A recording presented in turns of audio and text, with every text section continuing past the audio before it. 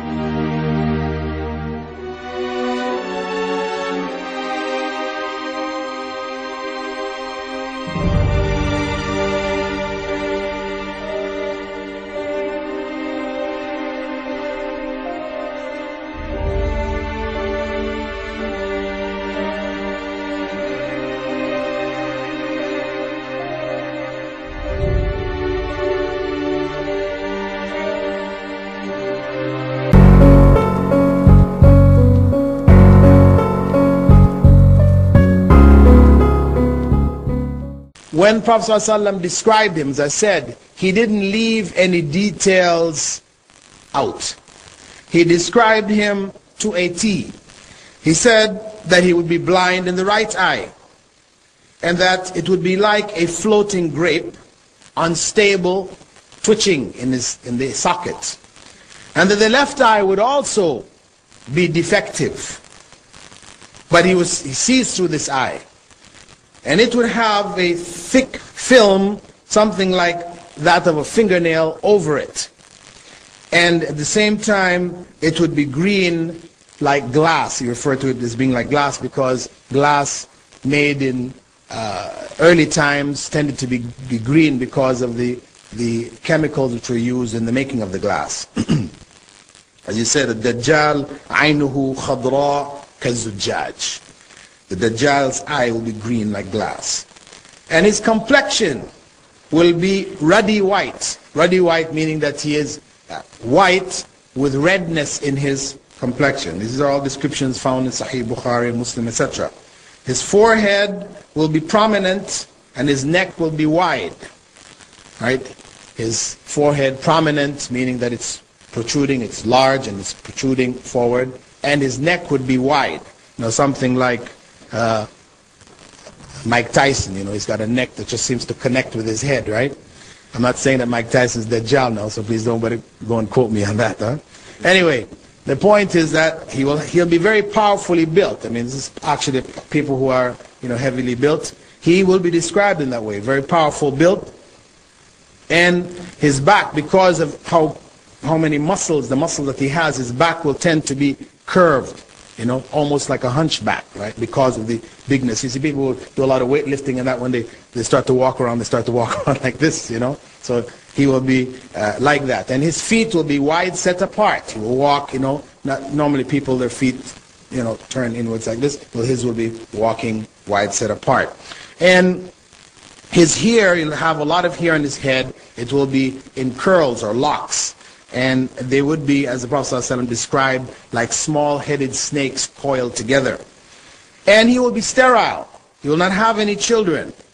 And according to the Prophet ﷺ, he most resembles Abdul Uzza ibn Qattan, or Qatan, ibn Qatan, from the Mustalaq tribe of Khuza'a, who died in pre-Islamic times. So he is described here as looking particularly like a person who was known, which means we rule out all the other interpretations,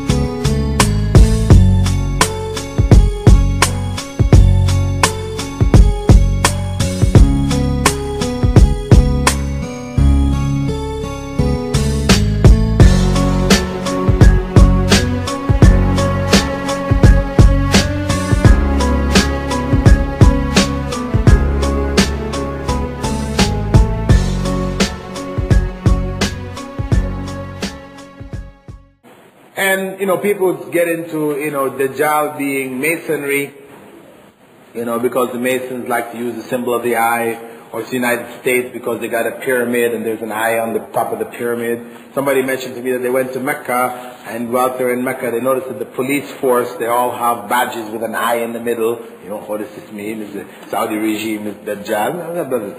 No, Dajjal is Dajjal. It's an individual, it's not a system, it's not, an organization, it's not a cult, it is an individual who's coming.